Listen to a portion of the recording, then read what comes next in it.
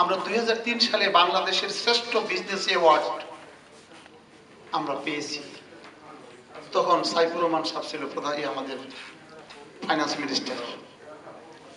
তো উনি পুরস্কারটা দেওয়ার সময় আমার বলল যে মিজান মিয়া, তুমি নাকি 100 টাকা বেতনে চাকরি করছো, এখন তুমি এত বড় পুরস্কার নিতেছ, কি ব্যাপার, তোমার রহস্য ছাত্র জীবন এবং কর্মজীবনের ইতিহাসে বর্ণনা করতে কিসের বলে?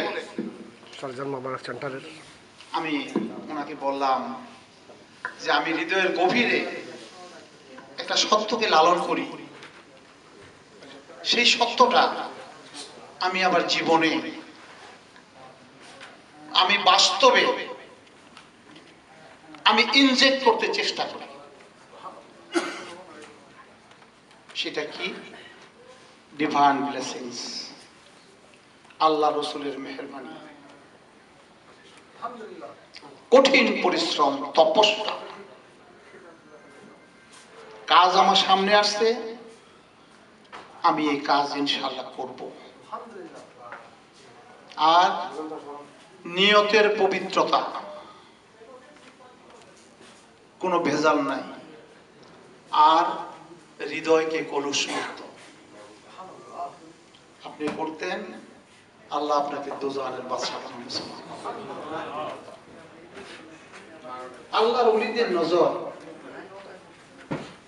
আল্লাহর ওলিদের সোহবত, আল্লাহর ওলিদের নিসবত, এটা হযরত বেলাল রাদিয়াল্লাহু তাআলা আনহু, উনি কথা তোতলা ছিল, পরিষ্কার করে আজানও দিতে পারতেন না, কিন্তু ওনার আজান না হইলে আর সব আল্লাহতে খবর হইতো যে আজান হয় নাই কেন।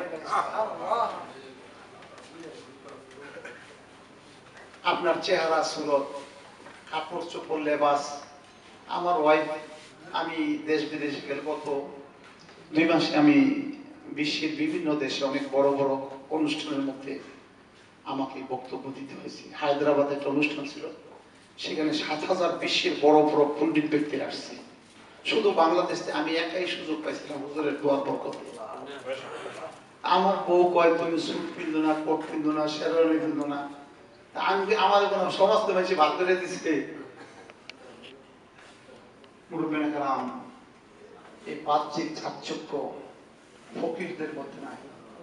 আপনি দেখেন হুজুর তাকিস কেবলা যখন বাংলাদেশে যায়, কত বড় শাহিনশাহ, আওলাদের রাসূল, কোটি কোটি মানুষ যার মুরিদ, ওই ওটা সাধারণ পাঞ্জাবি, ওটা ওয়াস্টকোট আর টুপি, বাহ্যিক বেশভূষা কোনো ব্যাপার না।